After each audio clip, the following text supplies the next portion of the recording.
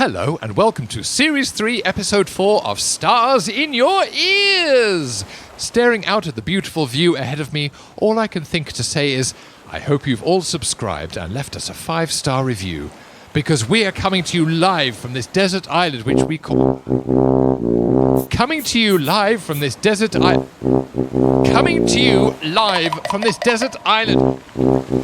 Guys, what are you doing? Oh, Kitch has made us all these island instruments. Cool, eh? Introducing my island band. Give it up for Kitch. I'm on the coconuts. Give it up for Rob. I'm on sand. And I've got the horn. Thank you. A little applause would have been nice. I mean, I wasn't expecting underwear thrown at me. Oh, not you, Kitch. I meant Michael. Why aren't you clapping us? Oh, are you in another grump? No. Great, then let's crack on with our day. Actually, I am in a grump. Oh. I am. Why? Why do you think? Are you hot and bothered because you're still wearing that tux? Are you annoyed because you're not tanning as well as I am? Your willy's looking a bit red, Kitch. Or because you haven't developed a six-pack like I have. And yours. No, and... Well, a bit, actually. No, I'm annoyed because I'm in your band and you haven't made me an instrument. Oh, Michael, you silly sausage. I have made you an instrument. You have? Yeah, it's over there, walking away from us. That turtle. Yeah, you're on turtle drums. I don't want to drum on a turtle. Oh, he's fine with it. We've checked. You've checked? Yeah, he's cool with it. Just don't go mad on a solo and he's fine. Thick skin. Shell, I mean. Listen. See? Cheers, Roger. His name is Roger. Yeah. Come on, Michael. Start the show, Twinkie Dinky. We're missing valuable sunlight for band practice. It's very hard to play Roger the Turtle in the dark. Right you are then. Ladies and gentlemen. And Roger. And Roger. Will you please join me in welcoming the woman of 1,000 voices, many of which are turtly terrible. I'm wasted here. Impressionist, singer, comedian, star of Spitting Image, award-winning podcaster, it's Jess Robinson!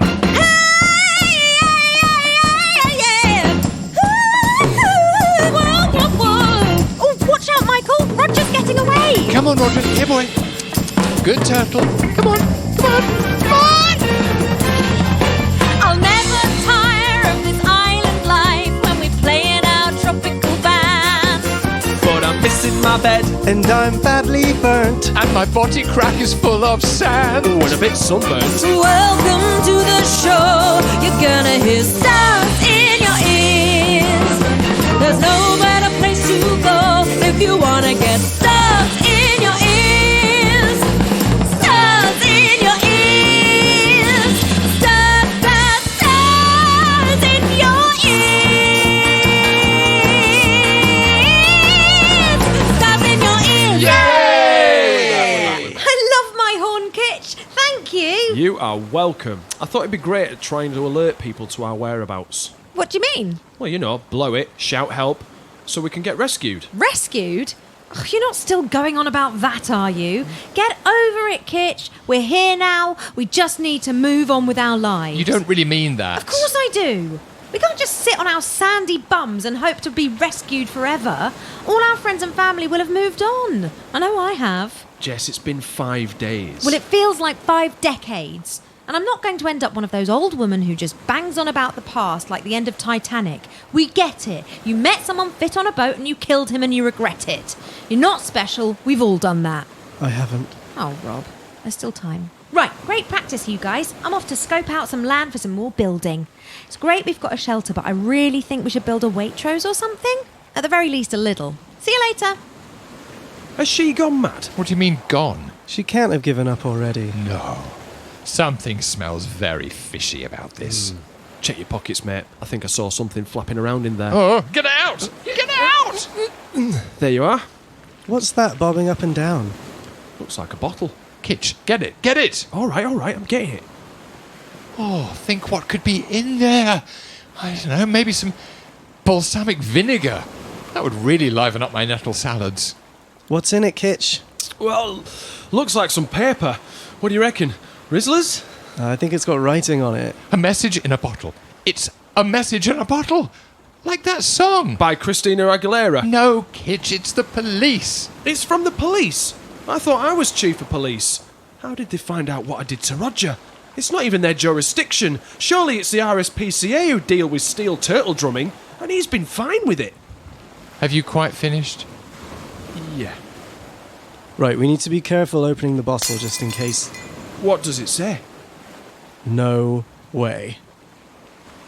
Boys! Oh my gosh, I found the best spot. Honestly, stop what you're doing and start training to be architects because we have a lot of work to do. I know it's a 4-year course, but I reckon between the 3 of you, we could get it done in just 5. Jess? Yes, Michael? We found this. An empty bottle.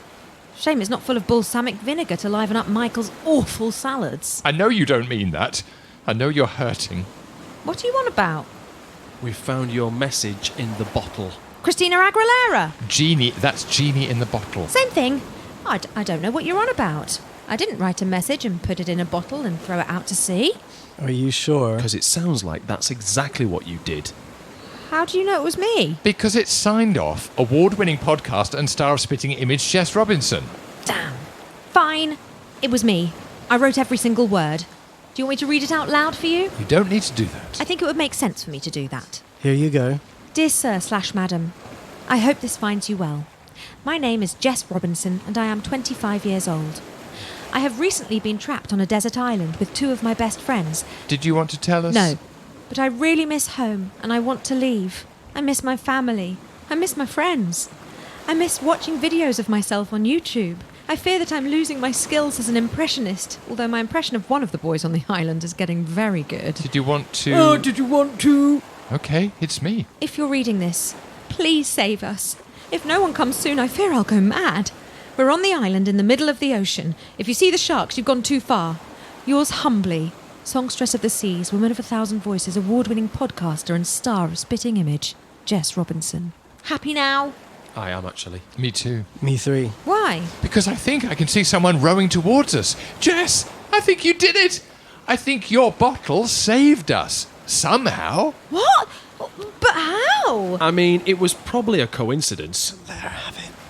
Aye, all right. Jess, you've saved us with your sad, sad letter. I'm a genius! But who is it? Who is it? Whoever it is, they must have strong arms. All that rowing. Oh my God, it's... Gaby Roslin. Gaby Roslin. Here she is, standing front and center. We're so glad that she's come to play. The UK's most positive presenter. Gaby Roslin will chase your troubles away. Gaby Roslin. She's got a talking picture show on Radio 4. She's also got a dazzling smile. The patron of charities for children galore. Gaby Roslin always goes the extra mile. That's Gaby. She's worked with royalty, so Terry Wogan hosts a Sunday show on the BBC. For her podcast interview, superstar Josh Groban. Gaby Roslin is as busy as a honeybee. We loved watching her on The Big Breakfast. She brought out the song when the sky was grey. Her style's on point, those heels, that necklace. Gaby Roslin will brighten the dullest day. Shooby-doo-wop, Gaby Roslin. Shooby-doo-wop, Gaby Roslin. Gaby Roslin. Hooray! Oh, you've just made me cry. Don't be silly, really? Yeah. Oh, Wow. Gaby! Oh, Wow. we love you though, and it's all true, isn't it? I mean, I hope it is. I got it all off Wikipedia. Yeah, you really did. Oh my goodness, that completely blew me away. Nobody's ever done anything like that in my 35 years this January. I'm so glad you enjoyed it, Gabby. Oh, I did. It made me embarrassed, and I get very. You know me well, Jess, and I get very shy over things, and I feel I do. I still that sort of. I can't quite believe what I do because it's all I ever wanted to do. So when people remind me I'm doing what I've always wanted to do since I was 3, it sort of blows me away because for me, I'm just doing it. If you see what I mean. Yeah. Yeah. So hearing it from the good. outside is quite mind-blowing. Well, that's how you come across to me. And whenever I've been on your radio show or whenever I've met you, you are so sunny and always so positive. And on your radio show, it's always the good news, heartfelt, fun stories. Even if there's something, we were. I used to come and see you when the Grenfell stuff was going on, and even then, you were interviewing firefighters and all of those people, and listening to those incredible good news. Positive sides of the stories, and I always have seen you as just a really warm and happy, positive person. Even that song "Get on Board" that you play at the beginning of your radio show, it's always happy and sunny. You're just sunshine to me. I think. You are making me embarrassed, but actually, do you know what? It's the way I was brought up, I suppose. But all I ever wanted to do. When I was it's no word of a lie when I say it, and people always think I exaggerate, but when I was 3 years old, I knew I wanted to be a TV presenter. I never wanted to be famous. It wasn't about that. It was just I loved watching television. And then when I went in, I was very lucky because my dad worked at the BBC, and I watched Blue Peter being made. And I just stood there and I knew that's what I wanted to do. And I wanted to do it so I could, it sounds really corny, but it's because I wanted to make people happy. And I think stand-up comedians say, oh, I just knew I wanted to make people laugh. And it's a different thing. It's about spreading joy and positivity. And I just think that's really important. And I think, every so often things come up and awful things happen. And, you and I have both lost a parent. And my mum was very young, and I was young when she died, almost 25 years ago.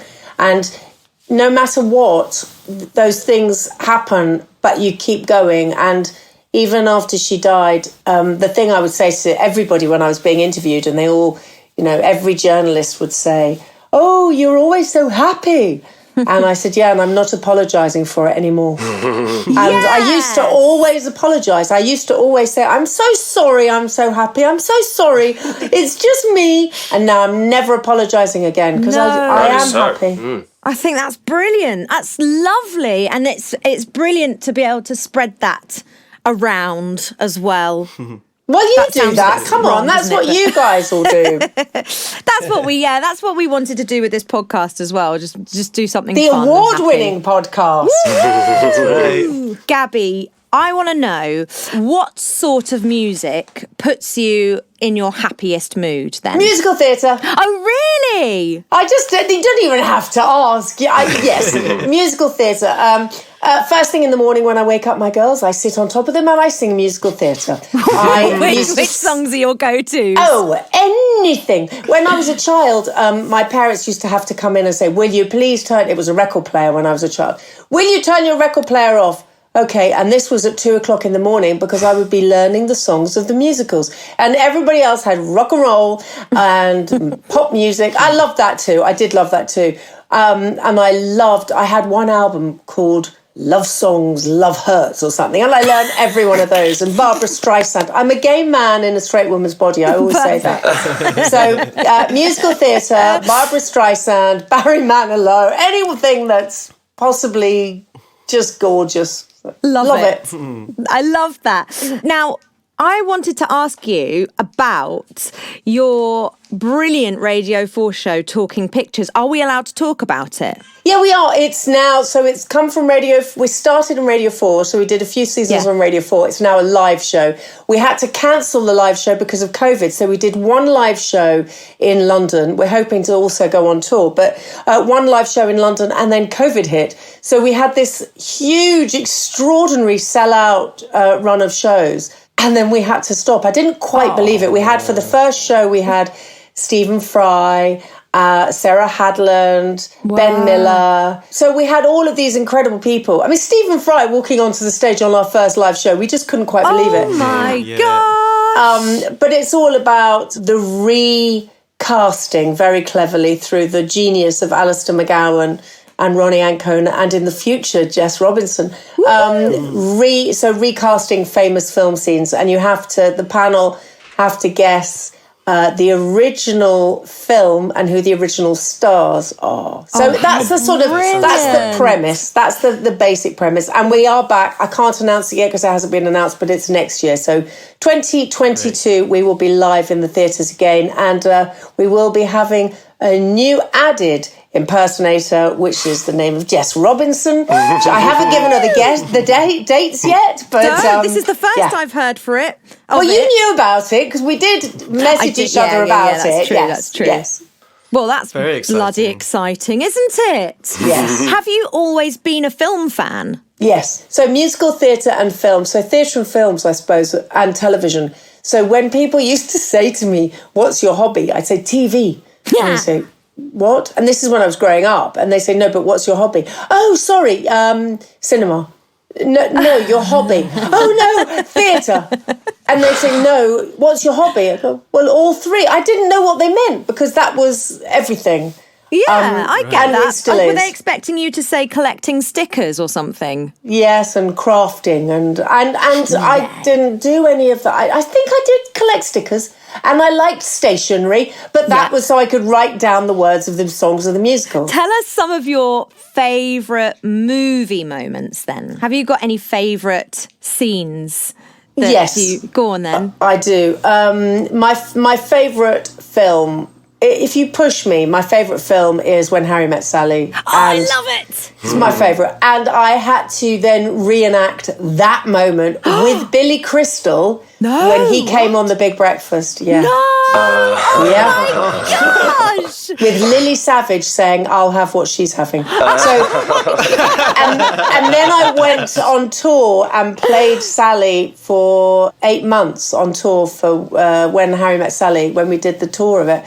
So that it's still, when I talk about it, I think, huh? Did I? Yes, I did. Yes. And actually, Billy Crystal was one of my favourite guests that I've ever interviewed. Wow. That's just blown my mind. So, yes, you were an actress as well. You went to Guildford. Yes, no. Sort of. No. Well, my father was a broadcaster for the BBC. Yeah. And he'd been a broadcaster all his life, and he'd gone to RADA. And I knew I wanted to be a TV presenter, but I didn't know how to go about being a TV presenter apart from telling everybody, even when I was 15 or 16, and people would say, "Oh, what exams are you doing?" I'd say, "Well, it doesn't matter because I'm going to be a TV presenter." I just wanted to do it so much. And I was very, very, very shy and couldn't speak. So people used to say, "Yeah, you're going to be a TV presenter." I go, "Yeah." And they go, but you're so shy." No, I'm a TV presenter. And then, so I thought the best way to do it would be to audition for drama school. So I auditioned and I got into Guildford School of Acting, and I loved my 3 years there. And I always said, I told them when I joined that I wanted to be a TV presenter. I wanted to be in a musical there I didn't have to dance and I could belt numbers. So when I did Chicago, that was a dream come true. God, Gabby, we're the same person. If I was going to act, I would only like to act in things where I played a mad person or a very posh person. And that was it. It's just like, this is my life. And I did voices as well. I used to do voices all over the place. And so that was, you're like my little sister. Wow. So what sort of voices did you like to do? So long as you don't make me do it, because you are the best. So don't make me do them. Oh, but I might have to. But No, we're very generous on here. You wait till... Okay, well, Miss Piggy, because I've done that for you, so I can do please. Miss Piggy. Yes, please. But I used to do musicals in the style of the people who were in the musicals on the. So I used to, and I also used to do a Barbara Streisand impersonation of just one line, and absolutely no. No. Not in front of the person who is more Barbara Streisand than Barbara Streisand. Could I hide under the table? No, I can't. Could you please do your Miss Piggy? Because it's brilliant. Hold on.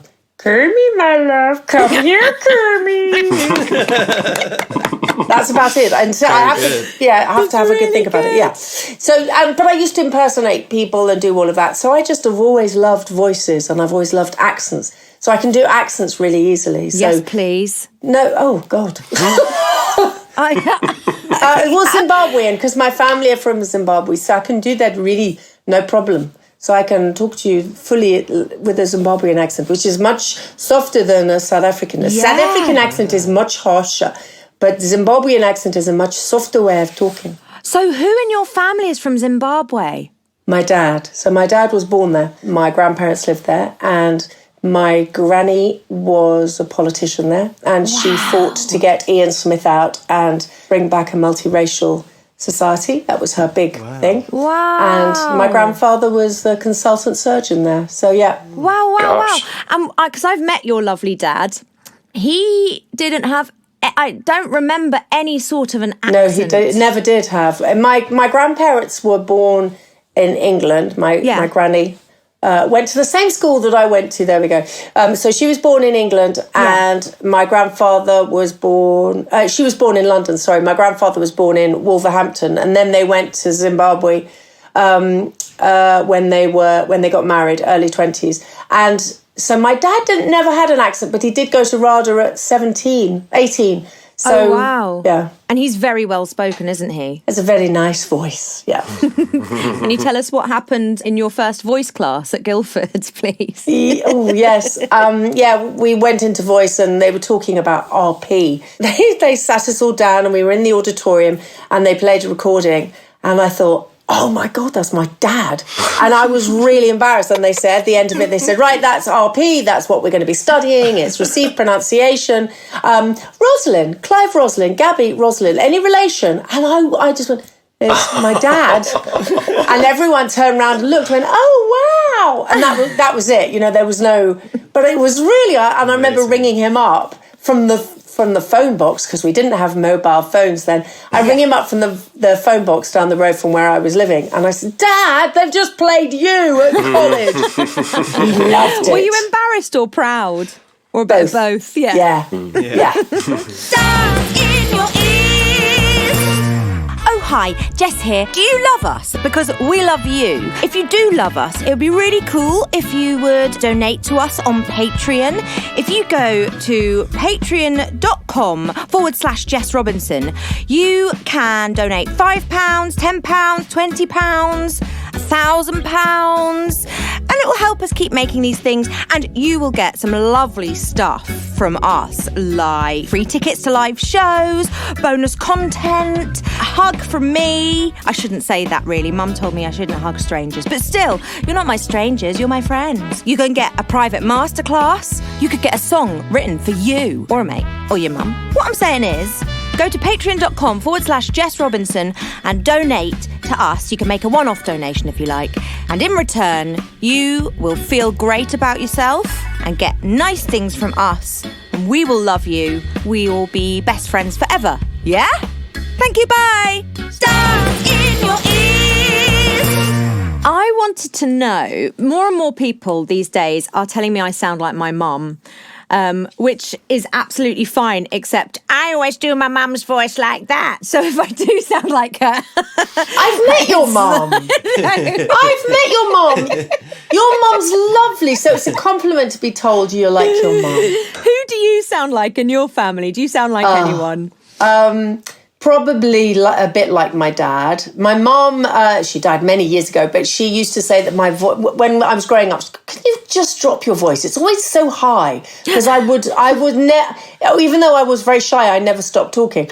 And got so aptly named. I used to be at school, they used to always say, Gabby, stop talking. Gabby, stop laughing. Gabby, stop talking and laughing. And that was me always. And my mum, so I remember thinking, I have to bring my voice down. And then I used to say but then I'm going to sound even more like Dad. So probably quite like my dad. And my aunt, my dad's sister, we're very similar. I'm very like my aunt. She's like my surrogate mum. Oh, Gabby, if you do that voice again, that one, and can you add a German accent to that? German accent? I think I possibly can. I know I can't. That's Russian. I don't Russian. If you add the German accent like that, you are Marlene Dietrich. You've just done another very good impression there. Marlene Dietrich. There you go. Yes. You've done it. I'm not Marlene. Yeah, it took me... do you know that I can't... No impression of Marlene Dietrich because works for me apart from when Lily Savage... So Paul O'Grady's a very dear friend of mine. It's no secret. I'm not being show busy. It's no secret. And he used to do in his Lily Savage stand-up show, Marlene underneath the lamplight, and the lamp used to be the coat. The lamp used to be under the coat, and he'd walk away, and the lamp would go with him. And it was just one of those good old-fashioned variety hall gags, and he was brilliant. Oh, I love Paul O'Grady. You've mentioned Billy Crystal and doing that, acting out that moment with him on The Big Breakfast, and you've interviewed and worked with loads and loads and loads of icons. Have you ever been starstruck? Yes, many times. I still get very excited. So I'm very excited about somebody that we've got coming up on the podcast that I can't believe that they said yes, because they never do interviews, and it's not somebody you'd think of. So it's not. It's just so I'm pleased about that. But I do get very excited, and I do get starstruck. And I remember one of the first times being so starstruck was Chris Evans and I used to do The Big Breakfast together, and Planet Hollywood was having an opening in London. And we never went out in the evenings because we'd go to bed at 7:30, 8 o'clock. Not together, I hasten to add, but separately. We'd go to bed very early. But Planet Hollywood, it was the big, huge opening, and it was Sylvester Stallone and Arnie Schwarzenegger and Bruce Willis, who all owned the restaurant together. And there was this huge opening in London. And Chris and I went, and I remember the two of us standing there, and we thought, we'll have one glass of champagne. And we stood there, and we kept sort of nudging each other, going, "Oh my God, look who's over there!" And you name it, they were all there. And then we went on the show the next day, and he'd had half an hour sleep, and I'd had about 20 minutes sleep. And every ad break, we kept looking, going, "Oh my God, did we just swear? Yeah. What did we do? What did we do?" We were so hyper because.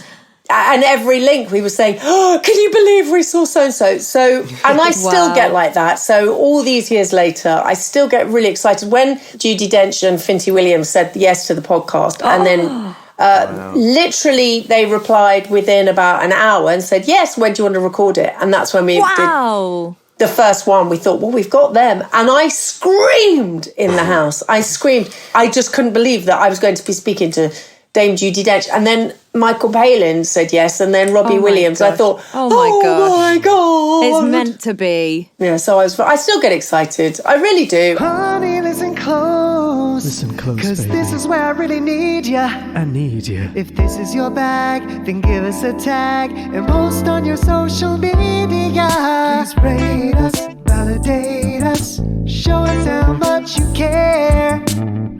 Subscribe, give us stars out of 5, and don't forget to share. Thanks. Gabby, it's now time for your impressions lesson. And today I'm going to teach you to be a fellow presenter, journalist, legend. Bloody Janet Straight Poulter. Okay. Oh my gosh, I absolutely love her. So the first thing we're going to do to be Janet Street Porter is get the pitch of her voice, which is not as low. I always thought she'd been down like that, but actually it's higher than that. And of course, tone-wise, we all know the thing to think about, which everybody picks up on, is Her voice is quite throaty, isn't it? Can you give us a bit of throat, Gabs? I can do a bit of throat for you. Yeah, lovely. And then the next thing about Janet, as you know, she's got a lovely London accent. She was born in Brentford, but she lived all around London as she was growing up. So with your voice in the back of your throat, can you give us a London accent? All right, do you want a cup of tea? All right, do you want a cup of tea then? Yeah, well, get it yourself. Thanks very much, love. Thanks. And then now when you look at Janet, we know that about her teeth, which she'll tell you about herself are quite a feature. And they come slightly over the bottom lip, which also affects the way she speaks, doesn't it? It does. Oh, Yes. that's it, Gab. I was wondering. All right, Jess. All Oh, right, that's all right. really good. Would you please say that in the London accent with the teeth and the throat? Can you read that? Sometimes I've looked at a plate of food and wondered if it wouldn't look better as a hat. Yeah, and then that gets us on to the final step, which is her attitude. When you met her, was there a lot of colourful language? An attitude? Oh, yes. What was it like? Yes, yeah. I'm just trying. It's so weird. I've got to put my Janet Street. She was always very fruity with her language. Fruity, yes. She doesn't mince her words. With Janet's attitude and her sort of slightly grumpiness, could you please say the following sentence? I've had more bloody sofas than I've had husbands, both shag in the end, but I generally fall out of love with the furniture quicker than the bloody men.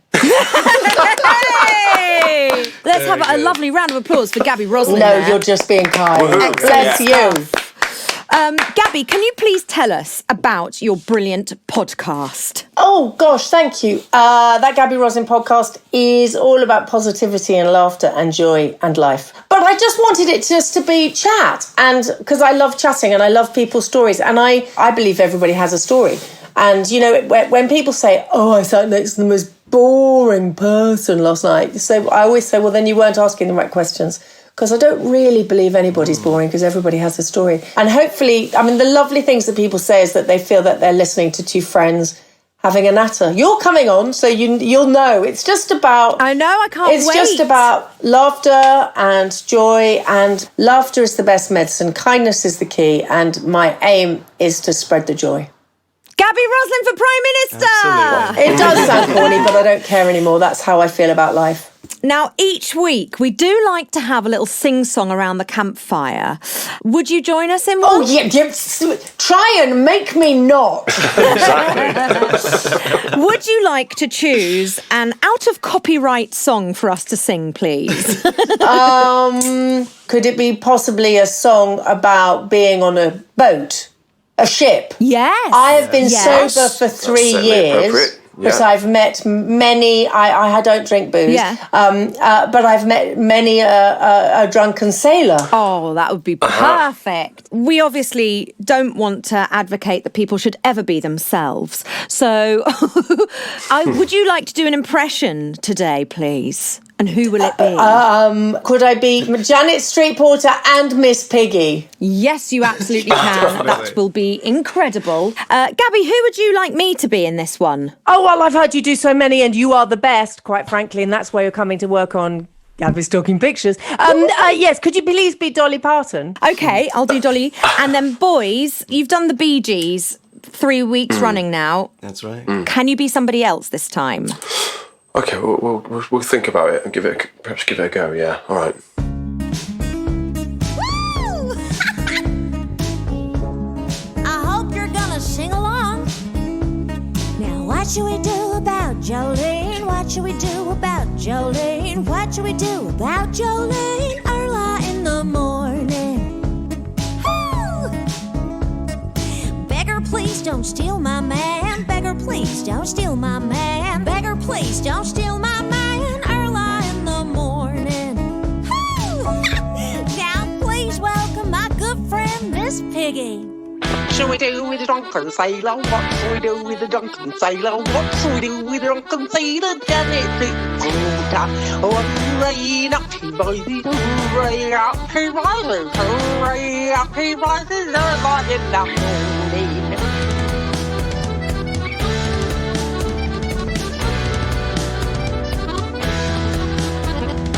Now, boys, tell us, who are you gonna be?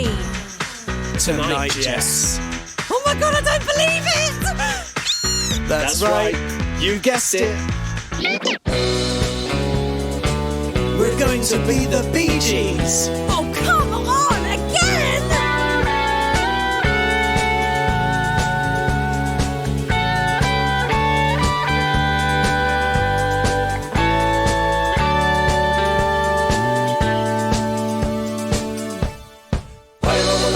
Tale is over with a hose pipe bottom, with the captain's daughter and I in the morning. Way hey, and up she rises. Way hey, and up she rises. Way hey, and up she rises and I in the morning.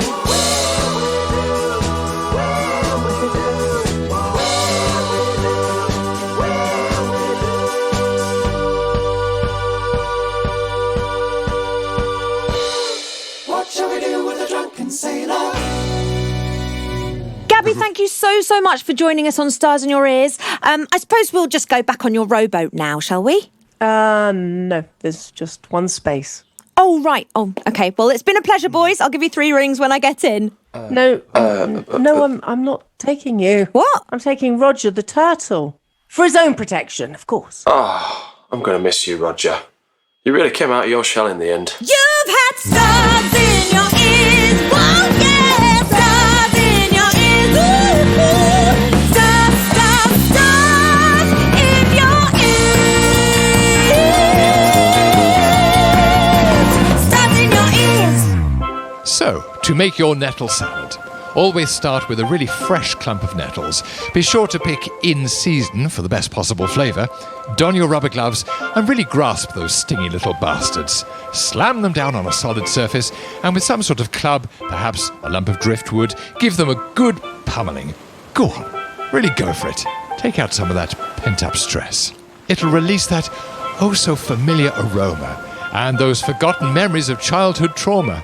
Perhaps you'll have in mind Peter Stevenson, the class bully from year 3. That little shit.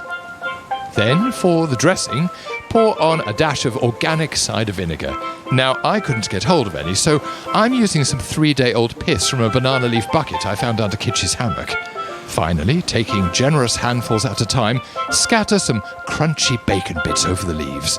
Or if you don't have that, a few sun-dried turtle droppings will suffice. Et voila! Serve in a freshly hollowed-out coconut, or if that's being used as a musical instrument, an old washed-up leather boot will do. This isn't any nettle salad. This is a Michael Roulston nettle salad. Bon appétit!